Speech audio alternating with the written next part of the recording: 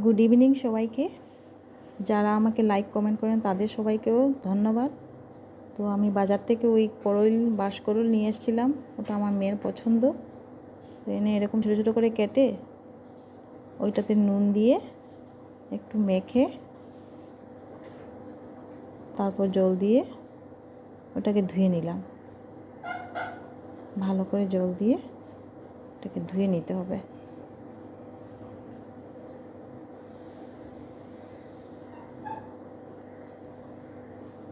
ধুয়ে অন্য একটা বাটিতে আমি তুলে নিলাম। তো আমি কিছুদিন আগে ওই রেসিপিটা শেয়ার করেছিলাম, তো সবাইকে বলছিলাম ওইটা কী রেসিপি। তো আপনারা তো ঠিক করে কেউই বলতে পারলেন না। তো একজন দাদা বলছিলেন ওটা বাঁশকরুলের, তো উনি ধরে ফেললেন। তো ঠিক আছে, তো উনি কী দিয়ে করেছি ওইটা তো বলতে পারলেন না। তো আজকে আমি কী দিয়ে করেছি, একদম সিম্পল রেসিপি, একদম সিম্পল আপনাদেরকে বলবো।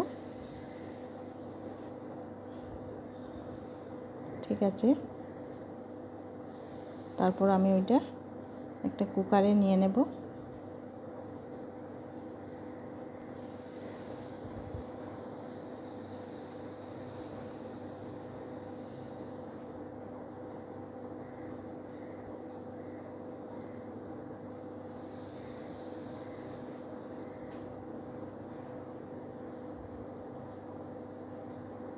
অল্প জল দিয়ে তা সিদ্ধ দিতে দেব।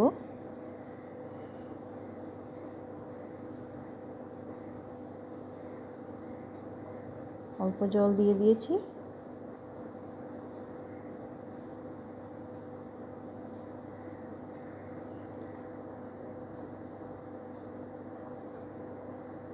এখন গ্যাস স্টোভে দিয়ে দেব সিদ্ধ হওয়ার জন্য।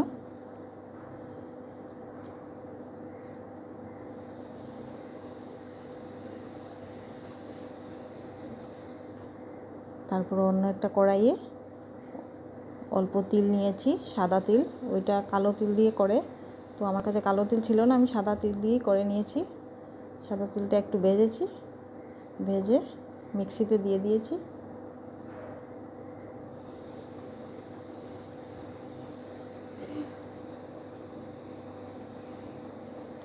কয়েকটা কাঁচা লঙ্কা দেব। তো এটা যার যেরকম পছন্দ, তো আমি 4-5টা দিয়েছি।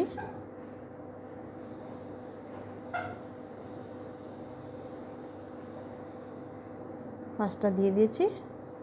ওইটাকে গুঁড়া করে নিলাম। তারপরে কড়াইয়ে অল্প তেল দিলাম। তারপরে ওই সিদ্ধ করে রাখা বাঁশকরুলটা দেব। তার আগে ওটাকে কালো জিরে সম্বাস দিলাম, আর 2-3টা কাঁচা লঙ্কা দিলাম সম্বাসে। এখন করুলটা ঢেলে দেব।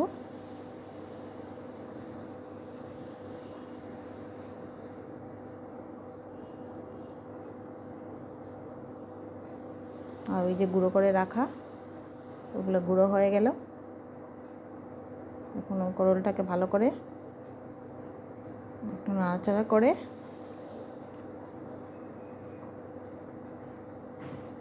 অল্প নুন দিয়ে দেব তাতে। তারপরে ওই গুঁড়ো করে রাখা ওই গুঁড়োগুলা, ওই তিল আর ওই যে কাঁচা লঙ্কা গুঁড়ো ছিল ওইটা দিয়ে দিলাম।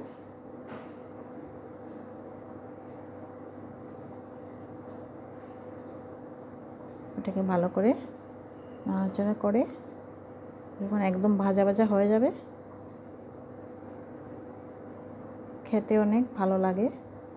ওটা পুরোটা ভেজ।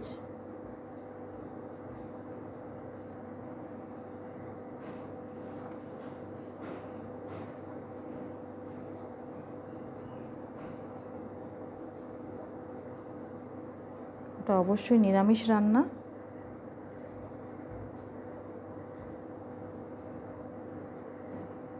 একটু ভালো করে ভাজা করব।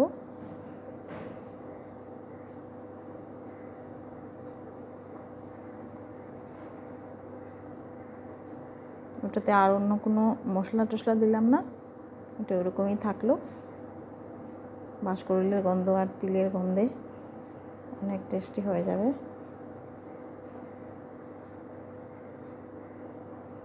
তো আপনাদের যদি ভালো লাগে তো আপনারা ট্রাই করবেন, আর লাইক কমেন্ট করবেন আমাকে। আপনাদের সবাইকে ধন্যবাদ। Thank you.